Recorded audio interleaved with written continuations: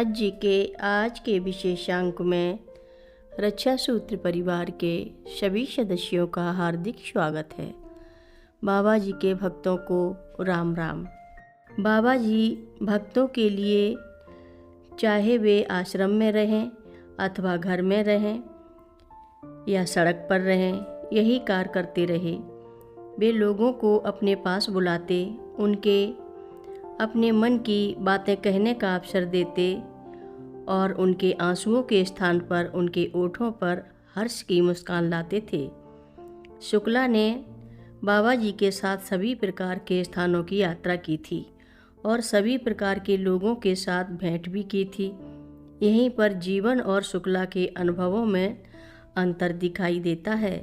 दोनों ने ही बाबा जी के संग दीर्घ काल तक समय बिताया और उनकी गतिविधियों का सूक्ष्म निरीक्षण किया था, किंतु दोनों का चीज़ों को देखने और समझने का अपना अपना दृष्टिकोण था।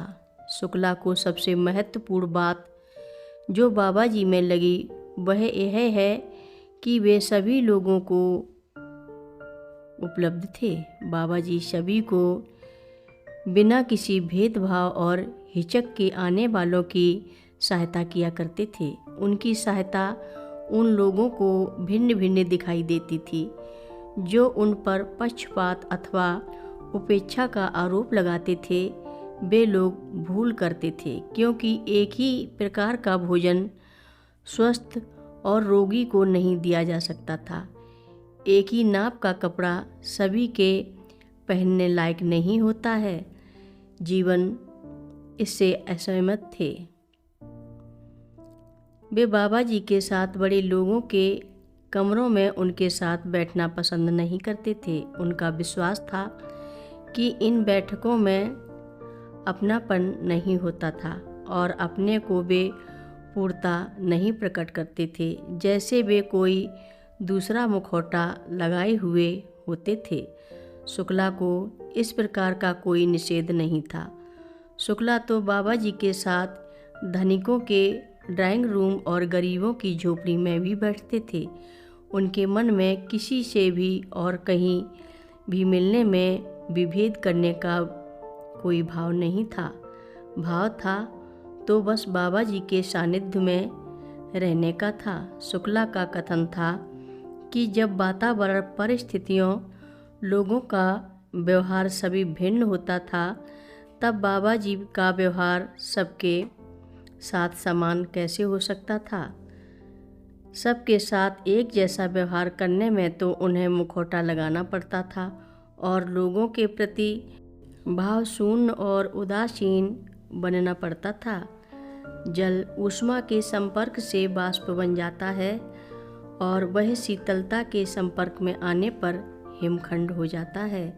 यह कहना कि बिजली को हर एक परिस्थिति में जलाते ही रहना चाहिए, यह अविवेकपूर्ण है। सत्संग के एक ही बात को बार बार विभिन्न वक्ताओं से उनकी अपनी टिप्पणियों और निष्कर्षों के साथ सुनने में ही हमारी रुचि थी।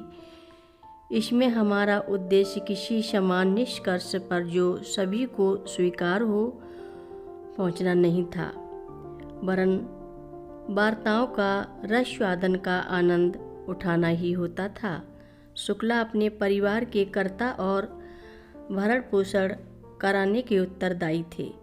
उनके परिवार में उनकी पत्नी और उनके 7 बच्चे और अन्य संबंधी थे, किंतु उनके पास आय का कोई सुरक्षित साधन नहीं था।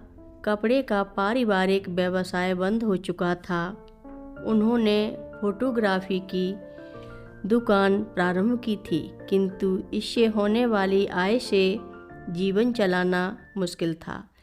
इस व्यवसाय को बढ़ाकर अधिक आमदनी करने का कोई उपाय भी नहीं था और शुक्ला की प्रवृत्ति भी इस प्रकार के सोच के अनुरूप नहीं थी।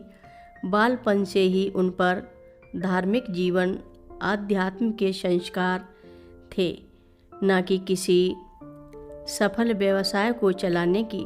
परिवार ने उनके लिए अनेक बाधाएं उत्पन्न की थीं, जिससे शुक्ला जी लड़ने में लगे रहे। शुक्ला के परिवार के लोग जानते थे कि शुक्ला के साथ रहकर और उनको परिवार का मुखिया बनाकर परिवार में समृद्धि नहीं आ सकेगी। उनका परिवार दैनिक आय पर निर्भर करता था, जो ना तो पर्याप्त होती थी और ना नियमित। वे परिवार में फिट नहीं थे, किंतु उनका कोई विकल्प भी नहीं था। उन्हें सभी कठिनाइयाँ सहन करनी पड़ती थीं और कार्य करते हुए उसी अल्प आय में ही काम चलाना पड़ता था। दूसरा, उनका आध्यात्मिक जीवन भी था, जिसकी वे उपेक्षा नहीं कर सकते थे। उसमें किसी प्रकार के व्यवधान का अर्थ उनका संपूर्ण विनाश। इसलिए बाबा जी को उनकी रक्षा हर वक्त करनी पड़ती थी। कथा लंबी है, आगे की कथा सभी भक्तों को अगले भाग में सुनाएंगे। हर रोज़ महाराज जी की कथाएं सुनने के लिए सभी भक्तों का धन्यवाद। सभी भक्त रक्षा सूत्र चैनल को सब्सक्राइब करें, शेयर करें और लाइक करें। घंटी बजाना ना भूलें। कमेंट बॉक्स में लिख भेजें, जय नीप करोरी बाबा जी महाराज। सभी भक्त मिलकर बोलो, नीप करोरी बाबा जी महाराज की जय जय बोलो।